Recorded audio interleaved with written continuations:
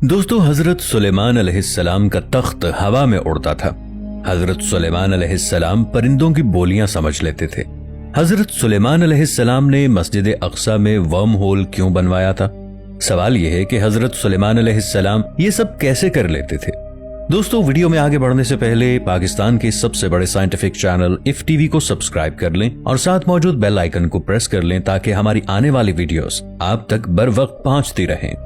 दोस्तों, सुलेमान अलैहिस्सलाम अल्लाह ताला के बरगुजीदा नबी थे। आज से तकरीबन 3000 साल पहले हजरत सुलेमान अलैहिस्सलाम जिन्नों, इंसानों और परिंदों पर बैक वक्त हुकूमत करते थे। हजरत सुलेमान अलैहिस्सलाम अपने उड़ने वाले तख्त पर 8 घंटे में पूरे महीने का सफर तय कर लिया करते थे।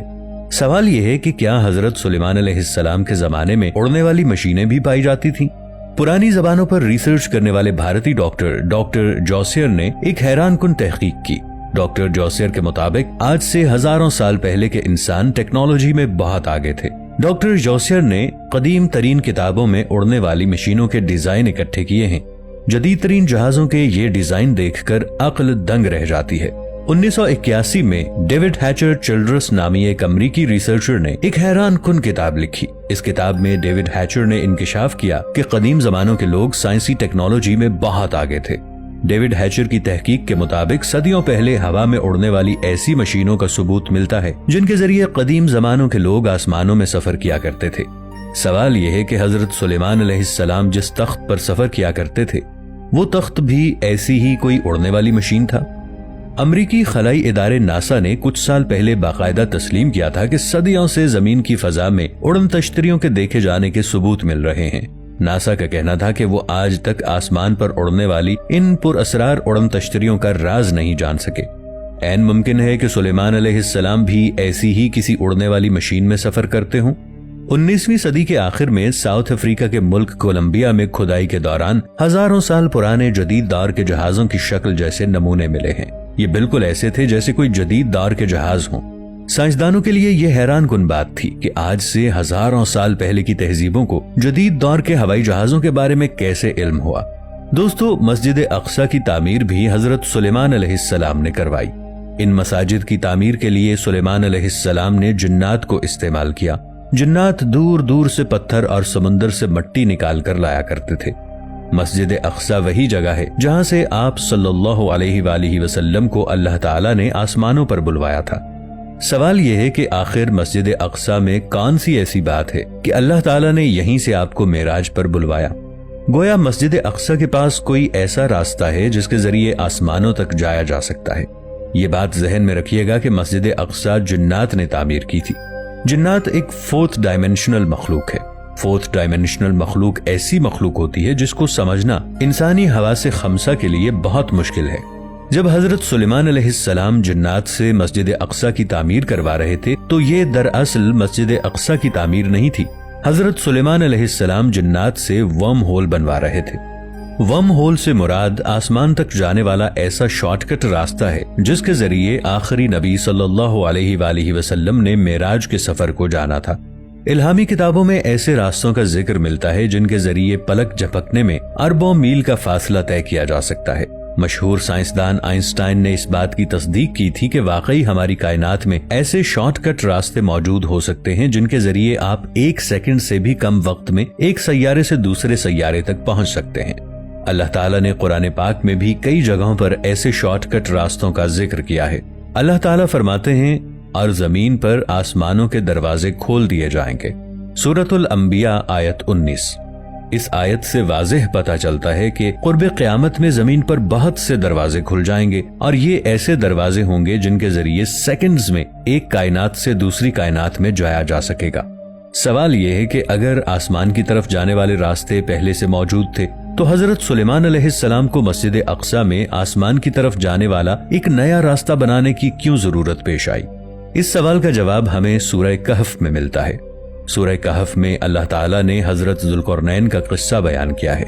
इस किस्से में बताया गया है कि हजरत जुल्करनैन ने याजूज माजूज को रोकने के लिए एक दीवार बनाई। इस दीवार की वजह से याजूज माजूज हमारे सैयारे पर आने से कासिर हैं। दरअसल हजरत जुल्करनैन ने जमीन पर खुलने वाले तमाम वर्म होल्स को बंद कर दिया था। حضرت سلیمان علیہ السلام کو آسمان کی طرف جانے والا نیا راستہ بنانے کی ضرورت ہی اسی لیے پیش آئی کیونکہ پچھلے تمام راستے حضرت ذوالقرنین علیہ السلام بند کر چکے تھے۔ اب سوال یہ ہے کہ ورم ہول بنانے کے لیے حضرت سلیمان علیہ السلام نے مسجد اقصی کا انتخاب ہی کیوں کیا؟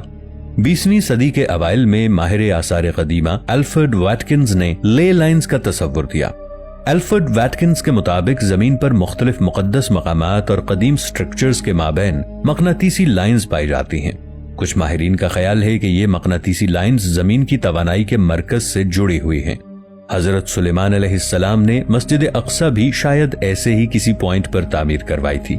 زمین پر ورم ہول بنانے میں حضرت سلیمان علیہ السلام کے وزیر آصف بن برقیہ رحمت اللہ علیہ کا کردار بھی سب سے زیادہ تھا۔ آصف بن برقیہ ایک انسان تھے۔ آصف بن برقیہ رحمت اللہ علیہ ورم ہول بنانے کے ماہر تھے۔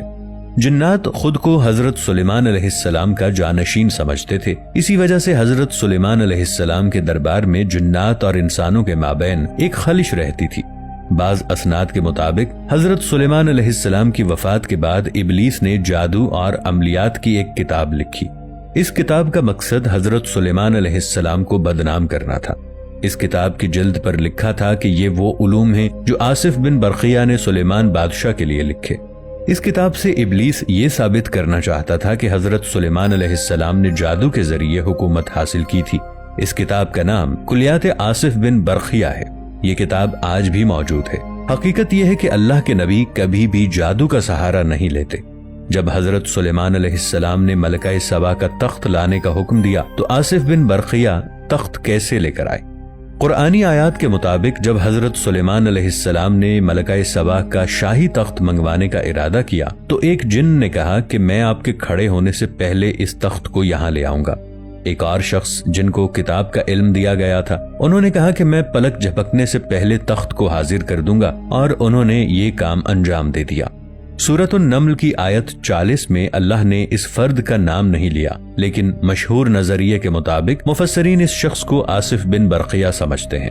اسی طرح بعض مفسرین اس شخص کو حضرت سلیمان علیہ السلام اور بعض ان کو حضرت خضر علیہ السلام قرار دیتے ہیں۔ سوال یہ ہے کہ حضرت سلیمان علیہ السلام کے وزیر آصف بن برقیہ کا تعلق ہماری کائنات سے تھا یا کسی اور کائنات سے؟ ناظرین، آصف بن برقیہ جن کو اسم اعظم کا علم دیا گیا تھا، مورخین آصف بن برقیہ کو حضرت سلیمان علیہ السلام کا خالہ زاد یا ان کا بھانجا قرار دیتے ہیں۔ آصف کے بارے میں نقل ہوا ہے کہ انہیں اسم اعظم حاصل تھا اور جب بھی دعا کرتے تو ان کی دعا قبول ہوتی۔ حضرت امام محمد باقر علیہ السلام سے نقل ہوا ہے کہ اسم اعظم کے 73 حروف ہیں۔ ان میں سے آصف بن برقیہ کو صرف ایک حرف کا علم دیا گیا تھا۔ حضرت سلیمان علیہ السلام نے عمر کے آخری ایام میں اللہ کے حکم سے آصف بن برقیہ کو اپنا وصی مقرر کیا اور مواریث انبیاء، نور اور حکمت ان کے سپرد کر دیا۔ آصف نے بھی اللہ کے حکم سے اپنی وفات کے وقت جو بھی ان کے پاس تھا اسے اپنے فرزند صفورہ کے حوالے کیا اور ان کو اپنا وصی بنایا۔ البتہ بعض روایات کی بنا پر آصف بن برقیہ نے اپنے بعد حضرت زکریا علیہ السلام کو اپنا وصی بنایا تھا۔ دوستو، ویڈیو اچھی لگنے کی صورت میں اسے لائک اور شیئر ضرور کیجیے گا۔ ملیں گے نئی ویڈیو کے ساتھ، تب تک کے لیے اللہ نگہبان۔